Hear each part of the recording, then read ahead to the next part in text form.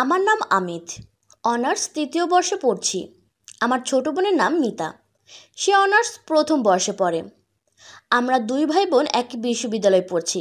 আমাদের ক্লাস 11টায় শুরু হয়। আমরা দু ভাই বোন একসাথেই বিশ্ববিদ্যালয়ে যাওয়া আসা করি। আমাদের বিশ্ববিদ্যালয়ে যাওয়া আসার সুবিধার জন্য বাবা একটি মোটরসাইকেল কিনে দিয়েছেন।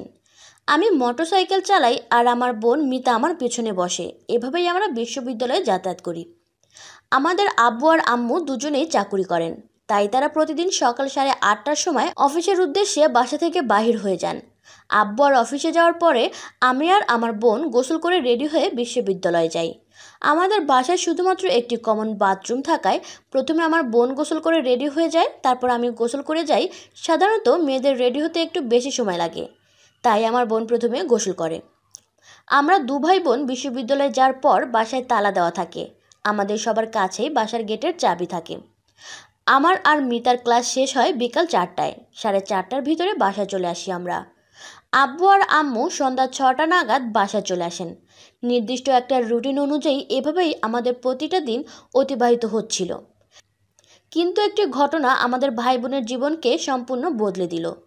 প্রতিদিনের মতো সেদিনও আব্বু, আমি আর মিতা আম্মু একসাথে সকালে নাস্তা করলাম।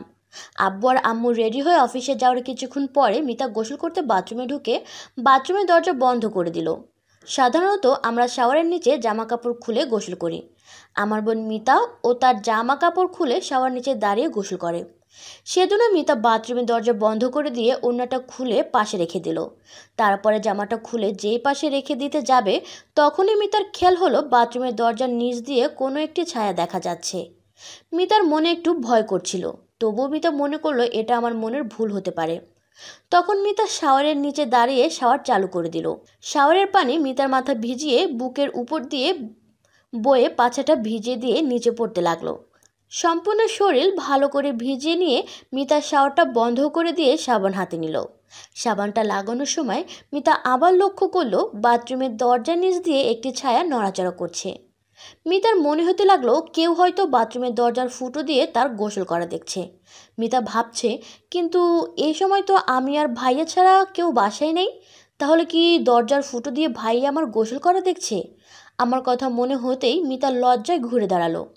তখনই মিতার মনে হলো এতক্ষণ ভাইয়া সামনে থেকে আমাকে দেখতে পাচ্ছিল, কিন্তু চালাকি করে ঘুরে দাঁড়ানোর ফলে ভাইয়া এখন আমার সম্পূর্ণ পিছনটাও দেখতে পাচ্ছে।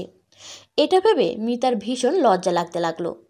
পরক্ষণেই মিতার মনে হলো হয়তো ভাইয়া প্রতিদিনই দরজার ফুটো দিয়ে আমার গোসল করা দেখে। আগে কোনো দিন মিতা লক্ষ্য করেনি। মিতা ভাবলো যদি এমনটাই হয় তাহলে ভাইয়া আমার শরীরের কোনো জায়গা দেখতে বাকি রেখেছে বলে তো মনে হয় না। যদি ভাইয়া আমার সম্পূর্ণ শরীর দেখেই থাকে তাহলে এখন আর লজ্জা করে কি হবে? মিতা আরও ভাবতে লাগলো, কিন্তু আমার তো ভুলও হতে পারে, দরজার ওপাশে ভাইয়া নাও হতে পারে। মানে আমি হয়তো লাইটের আলো পড়ে কোনো একটা ছায়া দেখা যাচ্ছে। তাই মিতা এইসব বাজে চিন্তা বাদ দিয়ে শাওয়ার চালু করে গোসল শেষ করে জামা কাপড় পরে নিল। যখন মিতা ওড়নাটা নিয়ে তার বুকের উপরে দিচ্ছিল তখন সে দেখলো দরজার নিচ থেকে ছায়াটা সরে গেল। তখন আমার বোন মিতার সন্দেহটা গভীর হলো। গোসল শেষ করে মিতা তার রুমে এসে রেডি হতে লাগলো।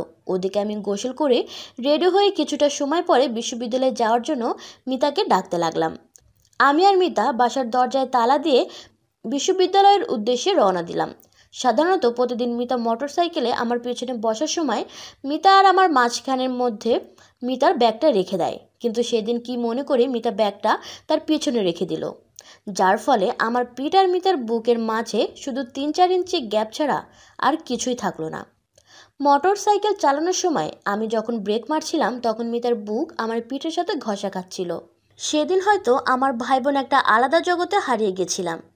সেদিন বিশ্ববিদ্যালয় থেকে ফেরার সময় আমার মনে হচ্ছিল মিতা ইচ্ছে করেই বারবার মিতার বুক আমার পিঠের সাথে চেপে ধরছিল। সেদিনের অনুভূতি এত ভালো ছিল যেটা কোনো ভাষায় প্রকাশ করা যাবে না। পরের দিন সকাল থেকেই মিতা চিন্তা করতে লাগলো কিভাবে নিশ্চিত হওয়া যায় বাথরুমের দরজার ফুটো দিয়ে আমি মিতার গোসল করা দেখি কিনা। অনেক চিন্তা করে একটা বুদ্ধি বাহির করলো মিতা। আব্বু আর আম্মু অফিসে চলে যাওয়ার পরে মিতা তার মোবাইল ক্যামেরাতে ভিডিও রেকর্ডিং চালু করে বাথরুমের বাইরে এমন জায়গায় রেখে দিল যেখান থেকে বাথরুমের দরজার বাইরে ফুটো দিয়ে কেউ মিতার গোসল করা দেখতে আসলে সেটা ক্যামেরাতে রেকর্ডিং হয়ে থাকবে। ক্যামেরা জায়গা মতো রেখে দিল মিতা, তারপরে গোসল করতে গেল। বাথরুমে ঢুকে দরজা বন্ধ করে দিল। মিতা তার জামা কাপড় খুলে দরজার দিকে তাকিয়ে দেখলো আবারও একটা ছায়া দেখা যাচ্ছে। মিতা গোসল শেষ করে বাথরুম থেকে বাইর হয়ে মোবাইলটা নিয়ে তার রুমে চলে গেল। মিতা ভিডিওটা চালু করে দেখলো সে বাথরুমে ঢুকে দরজা বন্ধ করার কিছুক্ষণ পরেই আমি এসে বাথরুমের দরজার ফুটো দিয়ে দেখতে দেখতে নিজের ট্রাউজারটা হাঁটু পর্যন্ত নামিয়ে হাতের কাজ করতে লাগলাম। আর এটা দেখে মিতার অনেক লোভ হলো। কাজ শেষে আমি তাড়াহুড়ো করে নিজের ট্রাউজারটা ঠিক করে বাথরুমের দরজার সামনে থেকে চলে গেলাম। এর একটু পরেই মিতা বাথরুম থেকে বাহির হয়ে আসলো। ভিডিওটা দেখে মিতা গরম হয়ে গেল। মিতা তখন আয়নাতে নিজের বুকটা দেখতে লাগলো। কিছুক্ষণ পর মাথায় একটা বুদ্ধি আসলো মিতার। মিতা তার মোবাইলের ভিডিও রেকর্ডিং চালু করে ভিডিও করতে লাগলো। তার মাথা থেকে কোমর পর্যন্ত দেখা যাচ্ছিল। ভিডিওতে মিতার বুক আর নাভিটা স্পষ্ট দেখা যাচ্ছে। আর মিতা বলল, আমি তোমার ছোট বোন, যদি আমাকে দেখতে তোমার ভালো লাগে তাহলে তুমি আমাকে সরাসরি দেখতে পারো ভাইয়া। চোরের মতো বাথরুমের দরজার ফুটো দিয়ে চুরি করে দেখার দরকার নেই। আই লাভ ইউ ভাইয়া। এইটুকু বলে একটা ফ্লাইং কিস দিয়ে ভিডিও রেকর্ডিং বন্ধ করে দিল মিতা।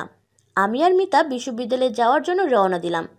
মিতা মোটর সাইকেলের পিছন থেকে আমাকে জড়িয়ে ধরে চিন্তা করতে লাগলো কিভাবে ভাইয়াকে আমার ভিডিওটা দেখাবো। তখন আমি বললাম, কি রে মিতা, তোর ভয় লাগছে নাকি? মিতা বলল, না তো ভাইয়া, ভয় লাগছে না। আমি বললাম, তাহলে আমাকে এত জোরে ধরে রেখেছিস কেন? মিতা বলল, ধরে রাখতে ভালো লাগছে ভাইয়া। সারাদিন ক্লাস করে বিকালে আমরা বাসায় ফিরলাম। সারাদিন মিতার মনটা ছটফট করছিল। কিভাবে আমাকে তার ভিডিওটা দেখাবে সে বুঝতে পারছিল না। রাত 11টার দিকে মিতা বিছানায় শুয়ে ছটফট করতেছিল। তার কিছুতেই ঘুম আসছে না। মিতা তার ভিডিওটা চালু করে আবার একবার দেখে মনের মধ্যে অনেক সাহস নিয়ে আমার মোবাইলে মিতা ভিডিওটি পাঠিয়ে দিল। প্রায় 15 মিনিট হয়ে গেল, তবুও মিতার পাঠানো ভিডিওটা সিন হলো না। মিতা ভাবতে লাগলো, ভিডিওটা ভাইয়া দেখছে না কেন। মিতা বারবার দেখতে লাগলো। প্রায় 1 ঘন্টা পার হয়ে গেল, তবুও ভিডিওটা সিন হলো না। তাহলে কি ভাইয়া মানে আমি ঘুমিয়ে পড়েছি নাকি, তাই ভাবছে মিতা। রাত 1টা পার হয়ে গেল, তবুও কোনো রেসপন্স পেল না মিতা। মিতা নিরাশ হয়ে ঘুমিয়ে পড়ল। পরের দিন সাপ্তাহিক ছুটি থাকায় আব্বু আম্মু মিতা আমরা সবাই বাসাতেই ছিলাম। সবাই একসাথে সকালে নাস্তা করলাম। নাস্তা করার সময় মিতা আমার কোনো পরিবর্তন দেখতে পেল না। তার মানে আমি এখনও মিতার ভিডিওটা দেখিনি। সকাল 10টার দিকে মিতা তার রুমে বসেছিল। হঠাৎ মিতার মোবাইলে মেসেজ আসলো। মিতা মোবাইলটা হাতে নিয়ে দেখলো আমি মিতাকে মেসেজ পাঠিয়েছি। মিতার পাঠানো ভিডিওটা আমি রিপ্লাই দিয়ে লিখেছি, মিতা, এটা কী ধরনের পাগলামি? আমার মেসেজটা দেখে মিতার হার্টবিট বাড়তে লাগলো। আমি মিতার ভিডিওটা দেখছি। মিতা আমার মেসেজের রিপ্লাই দিয়ে সে ভিডিওটা পাঠিয়ে দিল, যেটাতে আমি বাথরুমের দরজার ফুটো দিয়ে মিতার গোসল করা দেখেছি। ভিডিওটা পাঠানোর সাথে সাথে আমি সিন করলাম। মিতা বুঝতে পারলো আমি ভিডিওতে দেখেছি। মিতা কিছুক্ষণ অপেক্ষা করলো, তখন কোনো রিপ্লাই দিলাম না। মিতা আমার রিপ্লাইয়ের জন্য অপেক্ষা করতে থাকলো। কিন্তু দুপুর পর্যন্ত আমি মিতাকে কোনো রিপ্লাই দিলাম না। শুধু ভাবতে লাগলাম আমাদের ভাই বোনের কাজ কিভাবে শুরু করা যায়। বন্ধুরা, আজ এই পর্যন্তই। পরের পর্বে আরও মজার গল্প হবে। কেমন লাগলো আজকের গল্প কমেন্টে জানাও। আর আমার তাসমিন পয়েন্ট চ্যানেলটি সাবস্ক্রাইব করে সাথেই থাকো। ধন্যবাদ।